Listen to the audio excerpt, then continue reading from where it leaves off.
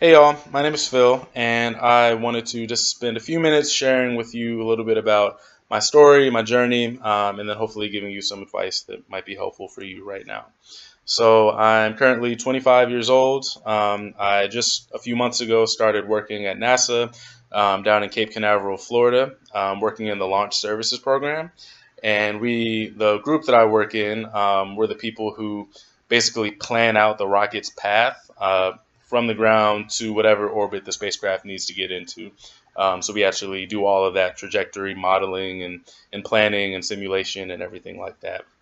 So as I said, it's pretty new. I'm learning a whole lot because I didn't learn much about rockets when I was in school. I learned a lot about spacecraft, but not much about rockets.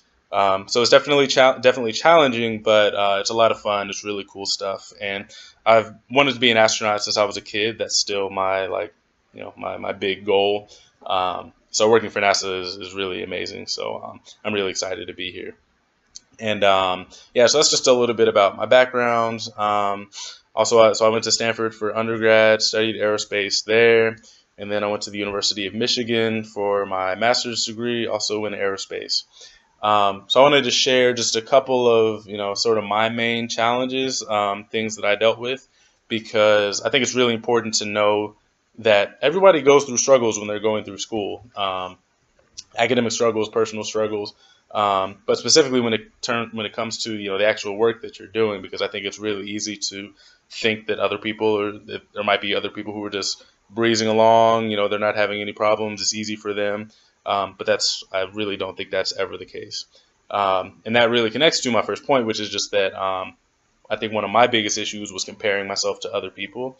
I did it a lot in undergrad. I did it a lot in grad school too. I would look at other people, see where they are, see how they're doing on tests, see how they're doing in projects, what it seems like they're prepared for and not prepared for. And I would set my bar based on them instead of setting my bar based on me.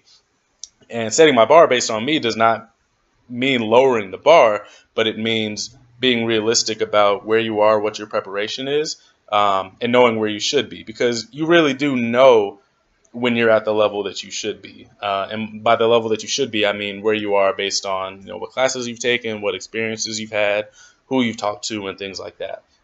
So the biggest piece of advice that I think I can give you is to make sure that you spend the time to know yourself in that way. Know what you're really passionate about. People are going to say that, and it might take some time before you figure out what that really means, and that's totally fine. You're going to spend time just sort of exploring.